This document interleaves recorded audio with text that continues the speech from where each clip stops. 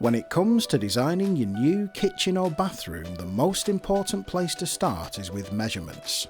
From here we can discuss lots of different options that will be possible in your space.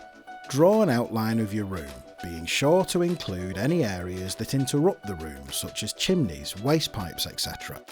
Why not download our printable graph paper to help with this? The drawing doesn't need to be exactly to scale as long as the labelled measurements are correct. Mark on any doors, windows, boilers, alcoves, electrical sockets and utility meters, etc. It's also helpful to show which way the doors open. You'll also need to measure around things like chimney breasts so that you can see how deep they are.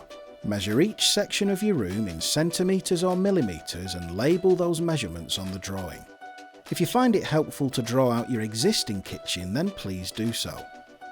With windows, please also measure how far off the floor they are. Measure the height from the floor to the ceiling and make a note if the ceiling changes height at any point of the room. For kitchens, note where the current water and drainage is, as well as the stop tap. If you have an existing gas appliance, extractor fan or radiators, please mark these on the drawing too. In a bathroom, it's important that you draw where the toilet waste pipe goes out. It's also helpful to know positions and dimensions of existing radiators and towel rails. If you know exactly how you envisage your future layout, then please let your design consultant know when sending across your measurements. Finally, take a clear photo or scan of the plan and email it through to your design consultant.